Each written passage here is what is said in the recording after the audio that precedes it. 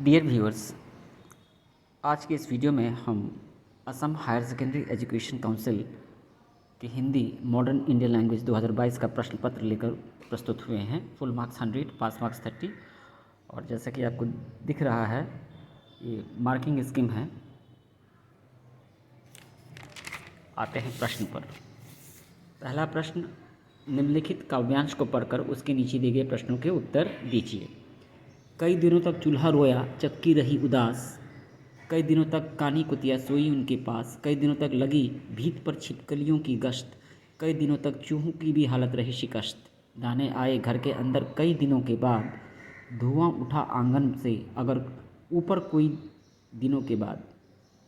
चमक उठी घर भर की आंखें कई दिनों के बाद। कौवे ने खुजलाई पांखें कई दिनों के बाद। और उस पर आधारित प्रश्न है, चक्की रही उदास और चूल्हा रोया से कवि का क्या अभिप्राय है। अकाल के कारण जीव जंतु पर कैसा प्रभाव पड़ा। धुआं उठा आंगन के ऊपर कथन से कवि का क्या आशय है। इस पद्यांश का एक उपयुक्त शीर्षक अर्थात टाइटल दीजिए। और कई दिनों के बाद सभी की आंखें में चमक क्यों आ गई थी। निम्नलिखित गद्यांश को पढ़कर उसके दिए गए नीचे प्रश्न के उत्तर दीजिए। स्वास्थ्य सभी जीवधारियों के आनंदमय जीवन की कुंजी है, क्योंकि स्वास्थ्य के बिना जीवधारियों की समस्त प्रक्रियाएं रुक जाती है, शिथिल हो जाती हैं।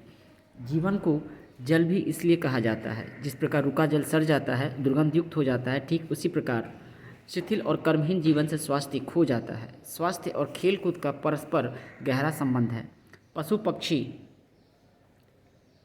हो या मनुष्य, जो खेलता कूदता नहीं वो उत्फुल्ल और प्रसन्न रह ही नहीं सकता। जब हम खेलते हैं तो हम में एक नया प्राणवेग, नई स्फूर्ति और नई चेतना आ जाती है। हम देखते हैं कि हवा के झोंके एक दूसरे का पीछा करते हुए दूर दूर तक दौड़ते हैं। वृक्षों की शाखाएं हिला हिलाकर अटखेलियाँ करते हैं। आकाश में उड़ते पक्षी तरह तरह की क्रियाएँ करते हैं। हमें भी जीवन जगत से प्रेरणा लेते हुए खुले मन से खेल कूद में भाग लेना चाहिए। और इस पर आधारित प्रश्न, स्वास्थ्य सभी जीवधारियों के लिए क्यों आवश्यक है। 2 अंक का। जीवन को जल क्यों कहा जाता है। स्वास्थ्य और खेलकूद का परस्पर क्या संबंध है। उदाहरण देते हुए सिद्ध कीजिए कि प्रकृति भी खेलकूद पसंद करती है। कर्म का स्वास्थ्य से क्या संबंध है। गद्यांश का एक उपयुक्त शीर्षक दीजिए। विपरीतार्थी शब्द लिखिए। शिथिल, प्रसन्न, जीवन, आकाश। गद्यांश में से एक सरल वाक्य छांटिए। निम्नलिखित में से किसी एक विषय पर निबंध लिखिए। स्वच्छता अभियान और भारत। रूपरेखा दी गई है। भूमिका, स्वच्छता और पर्यावरण का संबंध, नागरिकों का कर्तव्य, प्रशासन का दायित्व, उपसंहार। प्रदूषण, प्रस्तावना, प्रदूषण के प्रकार और कारण, हानि, प्रदूषण नियंत्रण, उपसंहार। भारत की राष्ट्रीय एकता, भूमिका, अनेकता में एकता, बाधक तत्व, उपसंहार। मोबाइल, लाभ और हानियाँ। प्रस्तावना, मोबाइल से लाभ या सुविधाएं, हानियाँ, निष्कर्ष। 4 नंबर प्रश्न रचना पर आधारित है। अपने शहर की गंदगी तथा लोगों की लापरवाही का उल्लेख करते हुए दैनिक वाणी नामक अखबार के संपादक के नाम पत्र लिखिए। अथवा ख, दूरदर्शन पर प्रसारित होने वाले कार्यक्रमों की समीक्षा एवं सुझाव देते हुए दूरदर्शन के निदेशक को एक पत्र लिखिए।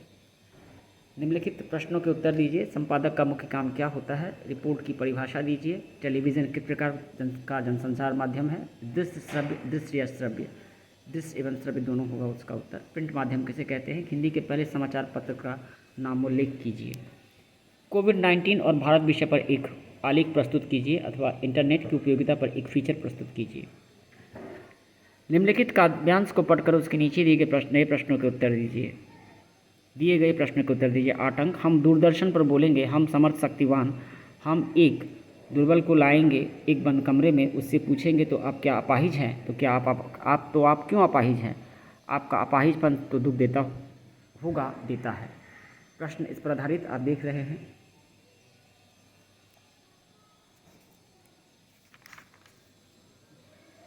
अथवा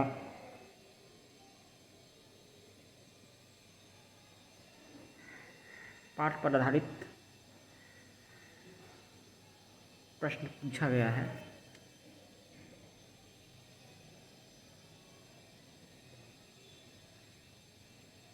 काव्यांश के शिल्पगत सौंदर्य पर प्रकाश डालिए। कोई अंदर कहीं से आया, भाव स्पष्ट कीजिए। प्रस्तुत कविता के कवि और कविता का नामोल्लेख कीजिए।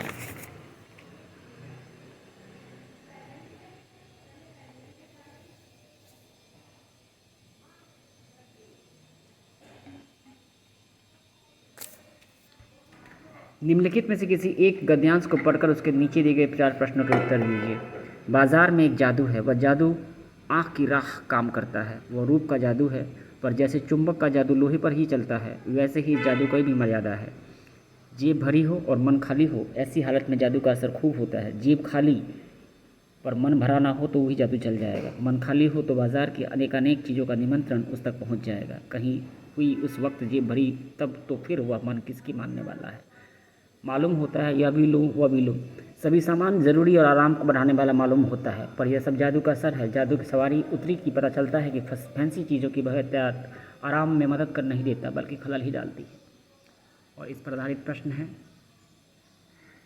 चार्ली पर कई फिल्म समीक्षकों ने नहीं, फिल्म कला के उस्तादों और मानविकी के विद्वानों ने सिर धुने हैं, और उन्हें नीति नीति कहते हुए भी यह मानना पड़ता है कि चार्ली पर कुछ नया लिखना कठिन होता जा रहा है। यह चार्ली चैपलिन पर आधारित गद्यांश है।